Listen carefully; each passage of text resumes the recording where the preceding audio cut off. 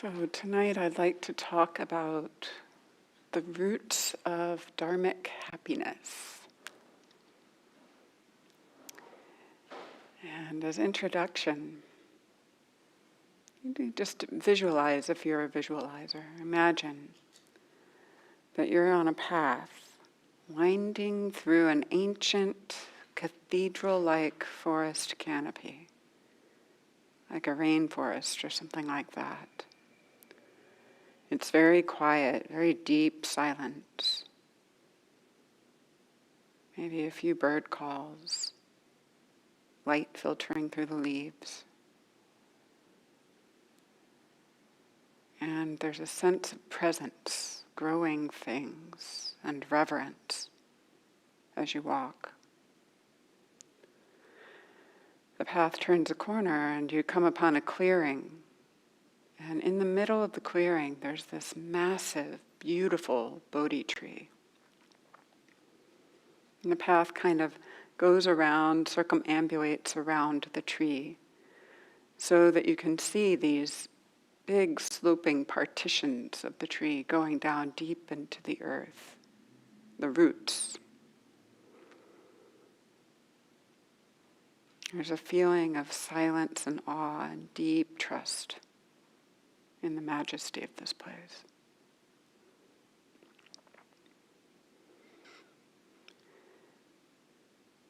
So tonight I'm going to talk about some important roots, sources of Dharmic development and happiness on the path.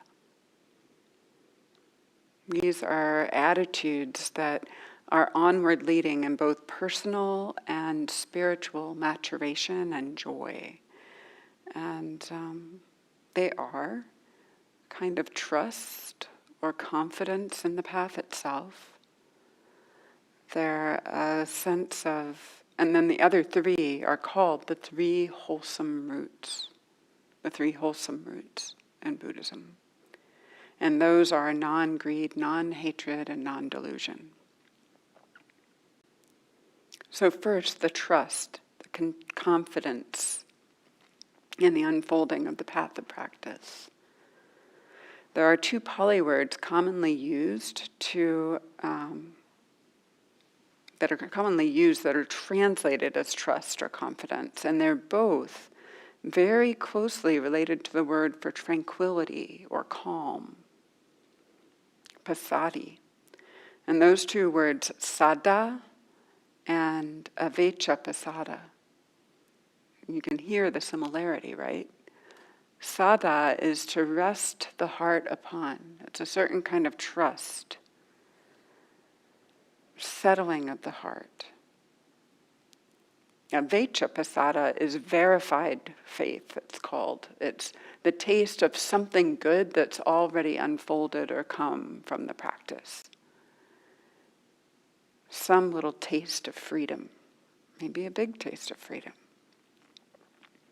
In either case, I'm a little bit more talking about the first one, the settling the heart, the trusting the path here. But in either case, they involve trusting the process, the intrinsic journey of the joy itself.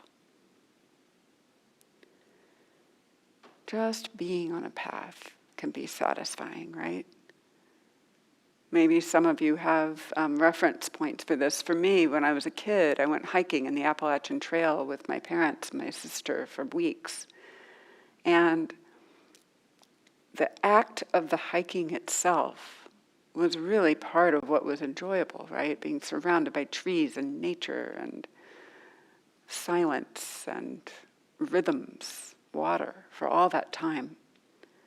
And occasionally we would come upon these kinds of viewpoints, and they weren't that different than the sorts of places you could drive up to in the Appalachian Mountain Range.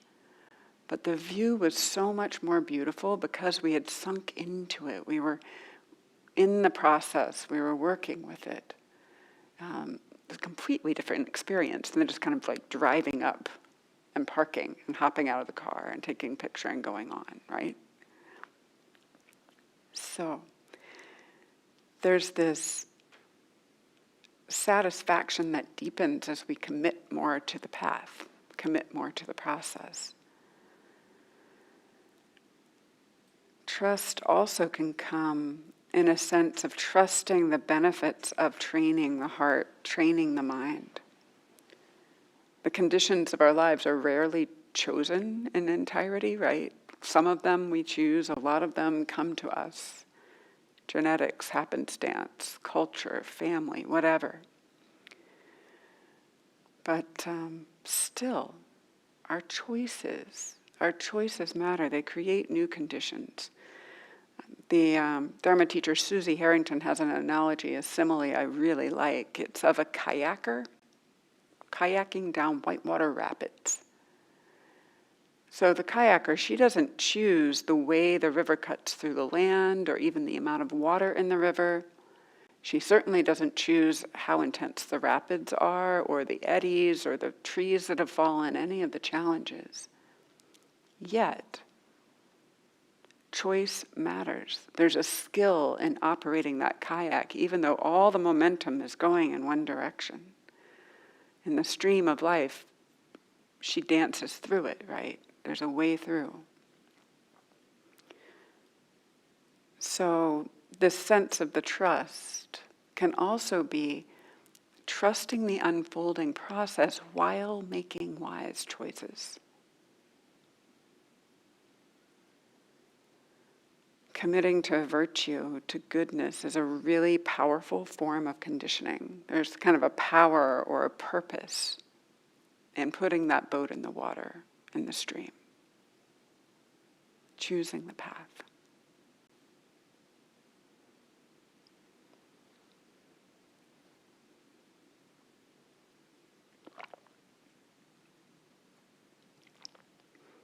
The next three sort of wholesome sources, foundations, roots of Dharmic development and happiness are actually called the three wholesome roots in the teachings. And they are, as I mentioned earlier, non-greed, non-hatred, and non-delusion. And this kind of clunky wording is classic ancient Buddhism. It's often framed in the negative, or in the absence of the negative. It's via negativa, framed in the absence of the negative. And there's some wisdom in that, right? Non-greed is a huge range of things. It's not just generosity or contentment. It's all these different ways of being. So I'll talk about a bit of the range of each of them, but as I'm talking, just notice what branches of each root might you recognize or see in your heart, in your mind, in your life. So non-greed, there's sort of a range of meanings there. The first being contentment. Just simple contentment. Contentment of being on a path. Contentment of showing up for yourself for the moment. Can also range towards generosity. As I mentioned a moment ago, chagga is the Pali word for that. And that is the primary practice of most Asian lay Buddhists. Sometimes it's the only practice, and it is a powerful practice. It develops a sense of non-self-centeredness. And it's a type of letting go, right? It's a kind of letting go. It's also really powerful for relationship building. There's a Lao Tzu quote, it's actually on one of my walls. It's, kindness in giving creates love. Kindness in giving creates love. And I'm not necessarily talking about romantic love here, of course, but the connection between us. There's this sense of the open hand, the gesture of offering, the open heart, the letting go that happens through this. There's another dimension of non-greed, which is simplicity itself. The simplicity of wants, needs, the simplicity of one's schedule, This leads to a certain kind of a word that's not very popular in English, which is renunciation, right? Renunciation, which is another level of non-greed, the not needing to begin with. Less about the giving away and more about the not needing to take, not needing to grab more. It's very countercultural, right? In our society where we get all of these messages, more and more and more, you need to buy this, get that to be this way or whatnot. This is instead a sense of enoughness, just enough. It's okay. This kind of commitment to simplicity opens up time. It's a gift, allowing extra space. Excess baggage doesn't have to be taken with us. It's traveling light on the journey, so to speak. I learned this really in a powerful way. It's now been many years ago, maybe 15 years ago. I was traveling on an extended trip through South Asia. And at the time I was quite injured, so I couldn't take very much stuff, even though I was gone for almost a year. I had a carry-on wheelie, and I had like this ergonomic, very light backpack. Couldn't put a lot in it. That taught me so much, because on that trip, occasionally I would get things, right?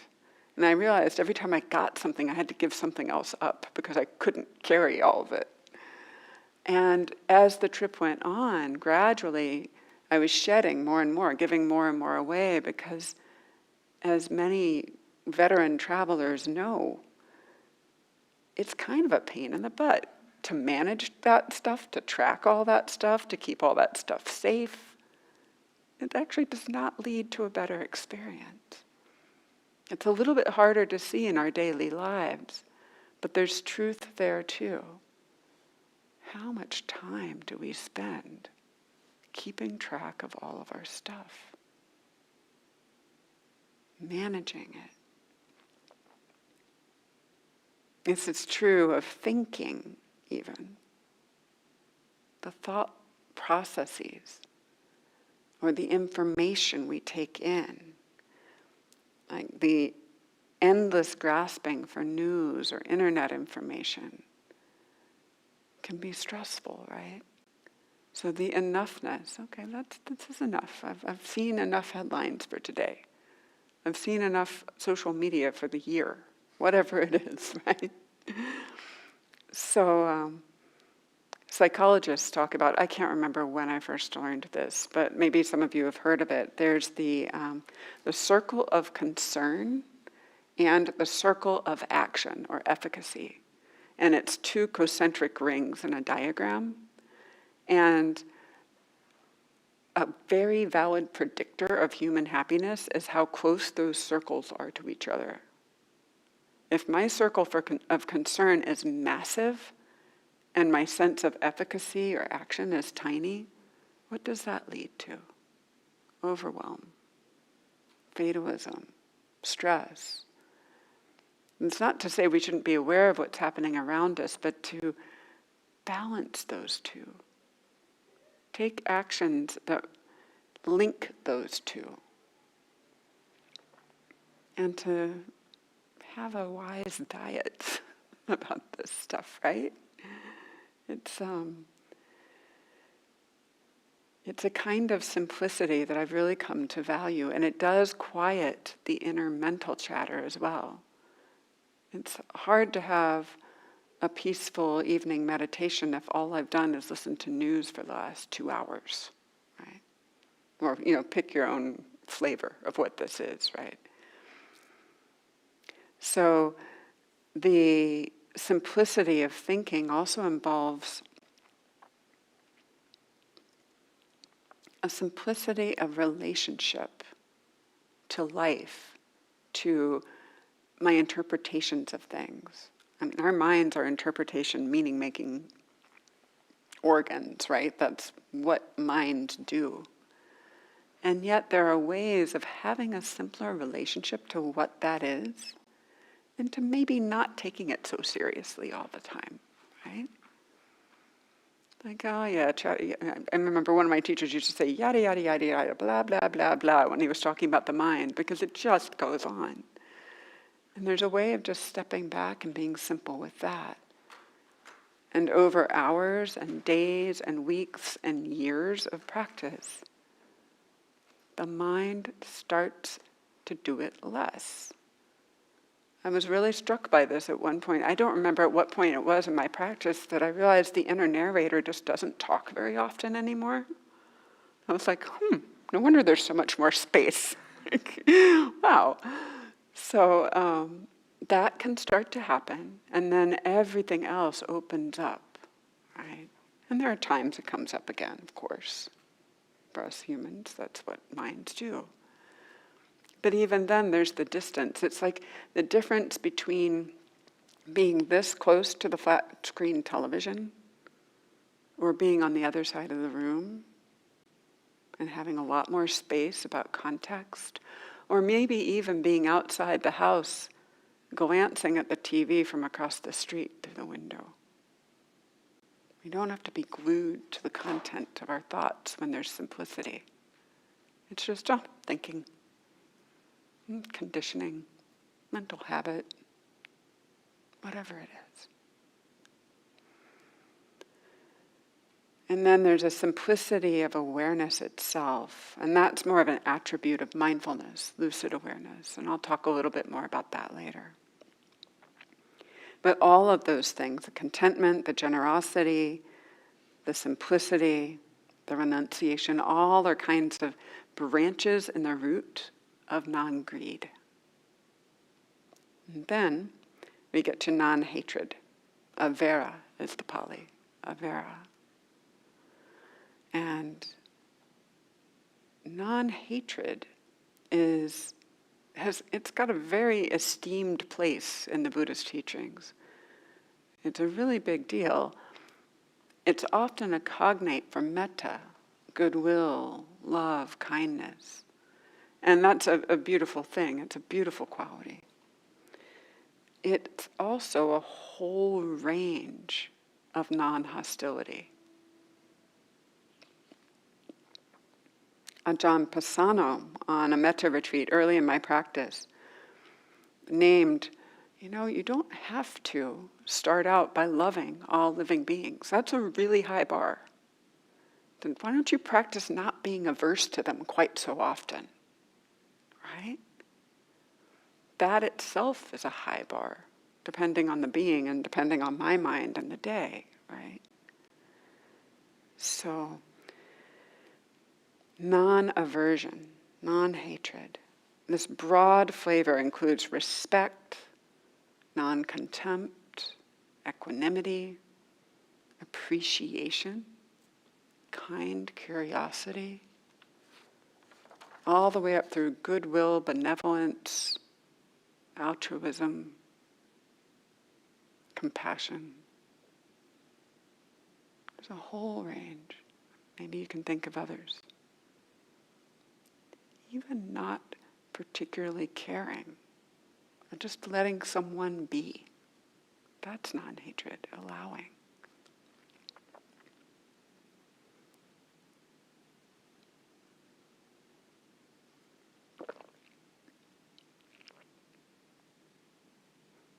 There's a distinction that has kind of become clearer to me over the time I've practiced this path, which is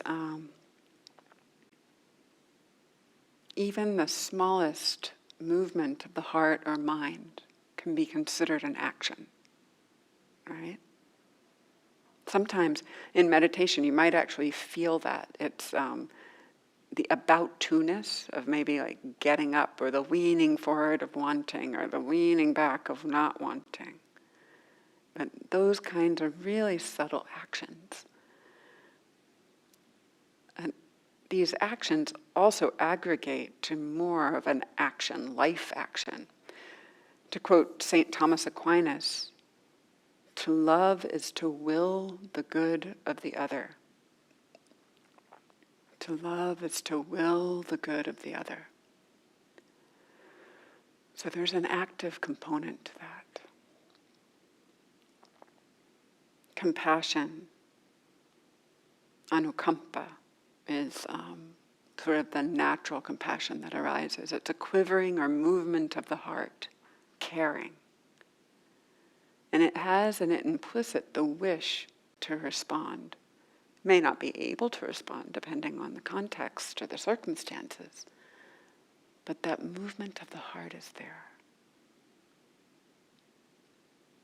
This kind of love, compassion, kindness, it belongs to all humanity, not just Buddhism, not just any religious tradition. It belongs to all of them, runs through all of them, underpins all of them. Whether it's love thy enemy or metta for all beings, or simple generosity and charity for those who need it.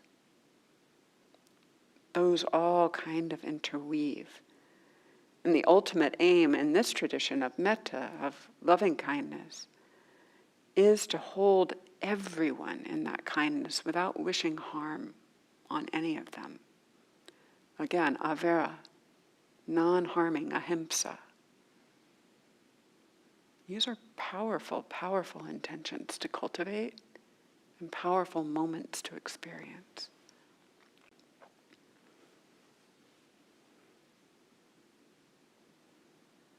What is it like to hold that intention without even harming or deprecating oneself when it's not there, when it's not actionable? When I might want to be feeling love and kindness, but what I'm feeling is grumpiness, irritation, or even rage.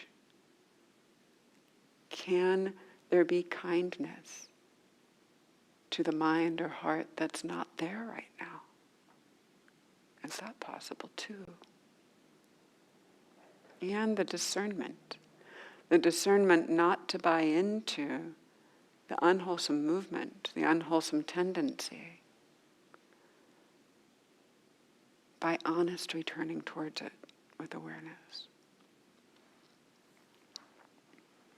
This kind of stuff strengthens the muscle of emotional and spiritual maturity.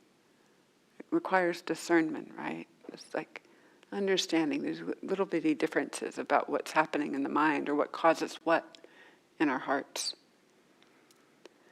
There's a story I love. This is from the podcast Invisibilia. Some seasons back, I honestly don't remember how many. But it's the story of this family who's having, it's like a barbecue or a cookout in their backyard. And it's, maybe a Saturday afternoon or a Sunday afternoon, and, they've got something grilling and other stuff on the table, and everybody's hanging out, having a good time. There's a little bit of wine. And it starts getting towards dusk. It's a semi-urban environment, right? And out of the dusk and the space between the houses comes a man with a knife intending to rob them. And he shows up, brandishes this knife, and demands money. And the hostess, without missing a beat, stands up, smiles at him, and said, "Welcome. Would you like some food? Here, have a glass of wine."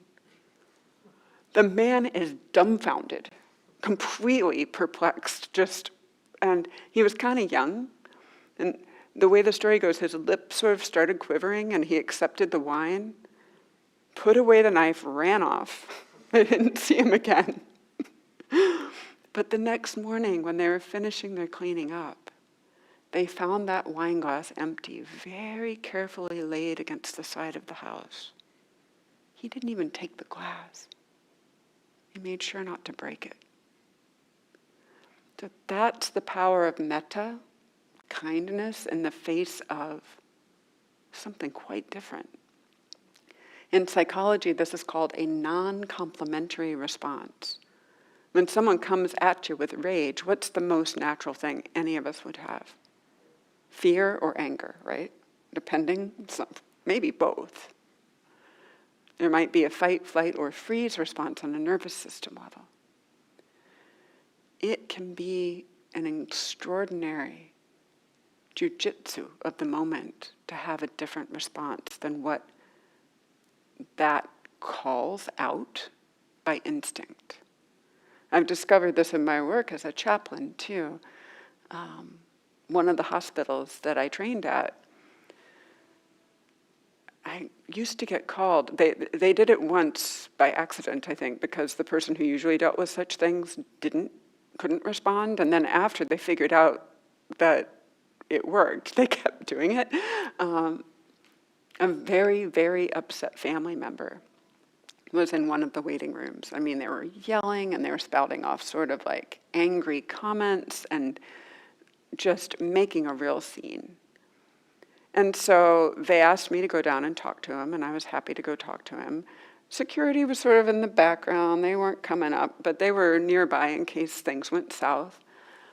It was absolutely amazing just going up to this man and very kindly meeting him and listening and eliciting all of the concerns and empathizing with the feelings. The emotion just went down and down and down. And by the end of that conversation, he was praising the service. He needed to be heard. That's what, I mean, there were issues we needed to help with too, and we did.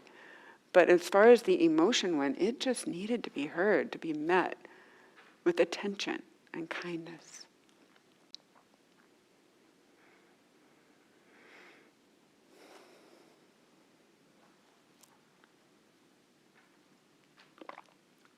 So I want a name that's not always the correct response or the wisest response to these situations, right?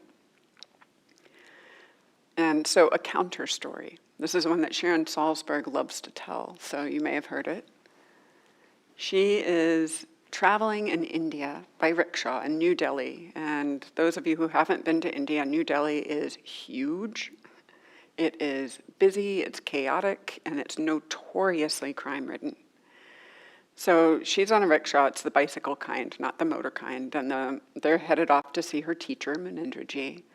And the rickshaw turns down a side street off of this just like massive packed flow of traffic. And a man tries to jump on the rickshaw and pull Sharon, especially her purse, off. It's terrifying, I'm sure. And together, she and the driver were able to fend this man off, and they made it to her teacher. And she's understandably very shaken. And she looks at him and she said, "What do I do as a Buddhist in a case like that?" And Munindraji looks at her, and with a lot of love in his eyes, he says, "My dear, with every ounce of loving kindness in your heart, you hit him over the head with your umbrella." Right? So sometimes a really strong no is the wisest thing. Right? This is not advocating being a doormat. Non-hatred is not meaning opening ourselves up to violence or abuse or anything else. But it's more the attitude with which we hold the boundary and the discernment to know when the non-complimentary response is appropriate and when the really strong no is the most helpful response. So that brings me to us to non-delusion. Discernment falls into that category. Discernment, wisdom, clarity are all in the non-delusion category. So non-delusion, from a Buddhist perspective, I think one could say it starts with sati, with mindfulness, awareness. And that eventually matures into clarity and wisdom, discernment and wisdom and clarity. So sati is like kind of an information gathering process. Mindfulness. Mindfulness is got many nuances. One could give an entire talk on just what mindfulness means, but it's got different aspects to it, and one of them is to be present with what is, right? to be actually present with what is. And that seems like a really powerful underpinning for any kind of wisdom or non-delusion. If I'm in the virtual reality machine that runs up here, my chances of non-delusion are a lot smaller than if I'm present with what's actually unfolding. What the eyes see, the ears hear, the body can sense. So, starting with mindfulness wherever it's at, occasional, intentional, sometimes it can even feel labored. Gil sometimes says there's parts of the practice that can feel like manual labor, right? All of that still starts to cultivate the conditions for non-delusion, little by little. And later it can become easeful, it can get momentum and even feel completely natural. And for some people it ends up becoming a trait, actually. Shifts our minds over time. That neuroplasticity shifts in really beautiful ways. So that moment-to-moment process also includes a resonance of recollecting or recollecting. There's a part of mindfulness that kind of casts its way back just a little bit, enough to recognize the thread between the immediate past and the present. And that's where wisdom can start to come, is when we see cause and effect or conditions affecting each other. And it starts to gain momentum that way too. It's like the moments of mindfulness gradually widen, like puddles widening together to create a pond or something like that. There's also, though, the recollection aspect of recollecting the virtues in the practice, your own virtues. This is also a form of non-delusion. For some reason in our culture, it's so easy for people to feel like it's important to be down on ourselves, to have some kind of critical inner voice, or that we won't somehow get stuff done if we're not hard on ourselves. Recollecting virtues is actually an ancient practice. It's one of the fundamental practices, our own virtues and those of others, the good things we've done.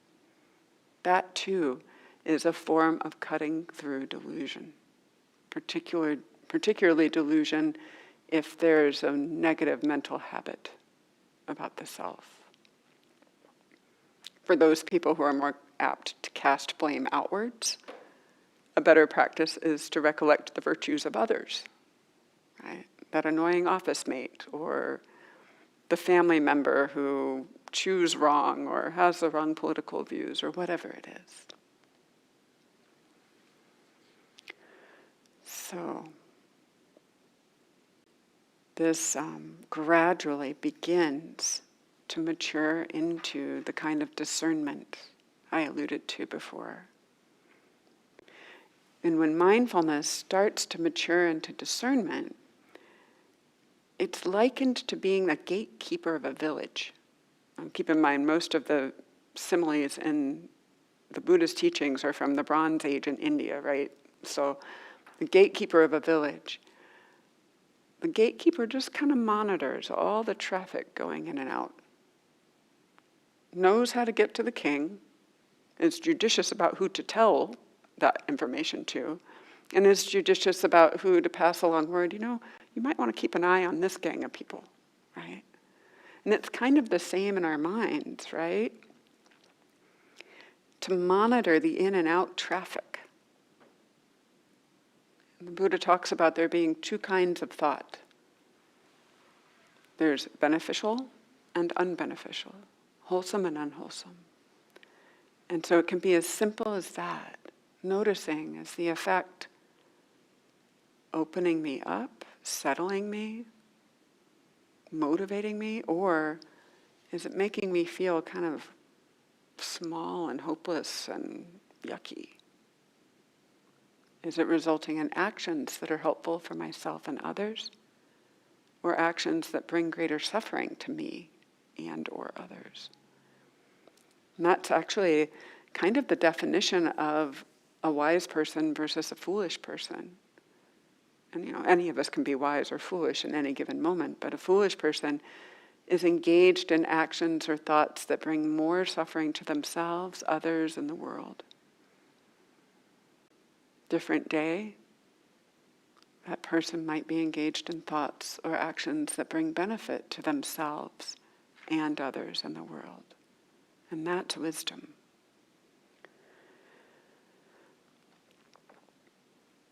So all of this kind of discernment kind of evolves into a greater wisdom. And this includes more of a settled strength to see the opposite of the three wholesome roots: greed, hatred, and delusion, and all of their cronies, all of their henchmen, without losing our seat, without being thrown off. Because with the exception of the very rare, fully enlightened, awakened beings, all of us have some of it in our hearts, right? It's just part of being human. And understanding that, when it's held well, it can actually increase compassion and empathy, connection, wisdom. Alexander Solzhenitsyn writes, "If only it were all so simple. If only there were evil people somewhere insidiously committing evil deeds, and it were necessary only to separate them from the rest of us and destroy them. But the line dividing good and evil cuts through the heart of every human being." He then goes on to say, "The line separating good and evil passes not through states, nor through classes, nor through political parties either, but right through every human heart and through all human hearts. It's what we do with it, how we relate to it, how we act on that. That's what matters. Some days it's more, some days it's less. You do a ton of spiritual practice and work on yourself, and it's going to get really small. But even then, I just think of, many of you have probably seen or heard the Dalai Lama laugh. And he has this just amazingly infectious laugh. It's kind of like a little kid's, right? And at one point, I've read this, but I've also heard him say it, he laughs at seeing the selfish and sneaky parts of his own mind. The man's been practicing since he was, 4. And when asked, fully purified in there, he's like, no, it still tries to sneak up on me now and then, that mind. So it's that holding it lightly. The tendencies start to attenuate when held lightly.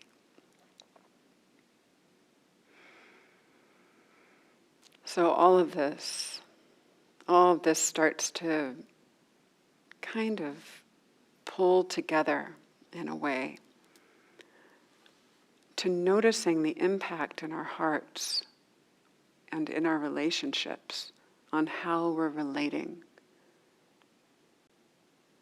to the things we don't like in ourselves, and to noticing the things that we appreciate in ourselves and others, the non-greed, the non-hatred, the non-delusion.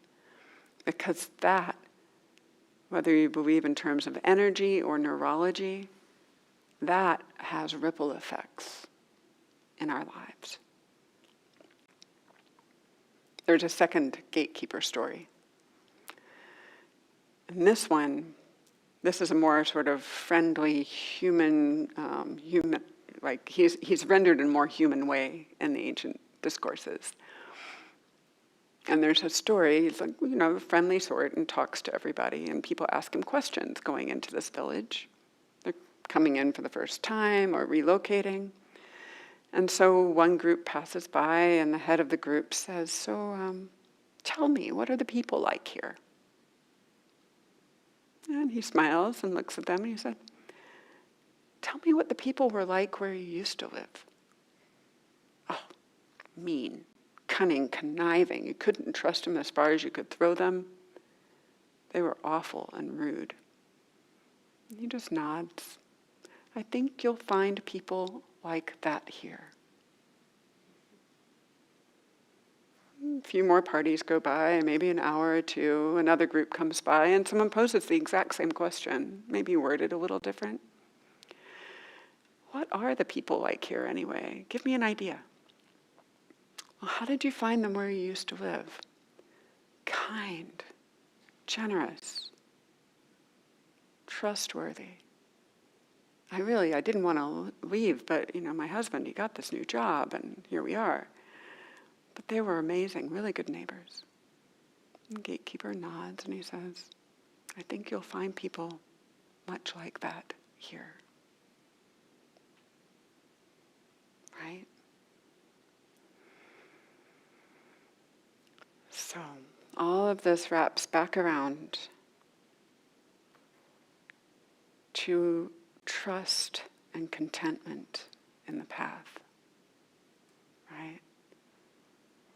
Noticing what we put out is a lot like what we receive. Not always, but sometimes. But trusting the process of the meditation, this internal development, commitment to cultivating virtue, and how that can shift things.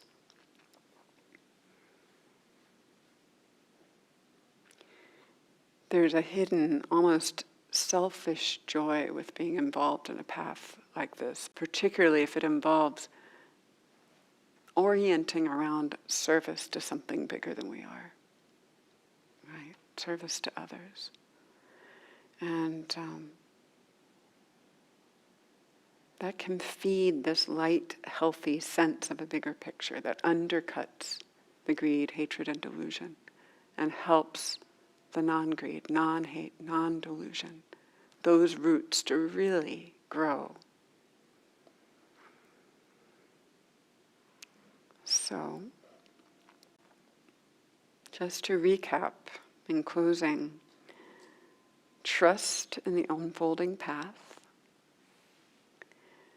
explore, express the many branches of these roots of non-greed, non-hatred, non-delusion, like contentment, simplicity, generosity, respect, kindness and goodwill, mindfulness, discernment, and enjoy it when you can. Thank you for your kind attention.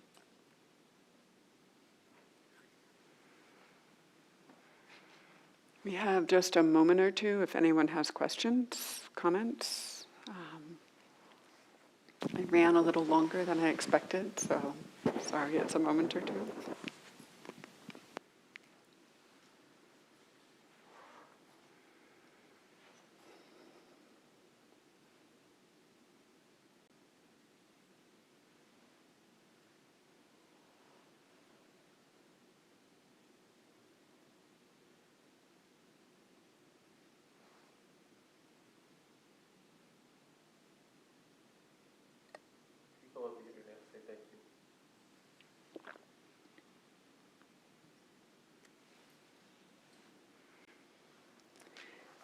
May our practice here together be a cause and condition for greater peace, happiness, patience, simplicity, goodwill, discernment, and wisdom in our lives. And may the benefits of this practice ripple out to all of the lives we touch and all of the lives they touch, outward and outward. May all beings be happy, safe, peaceful, and free.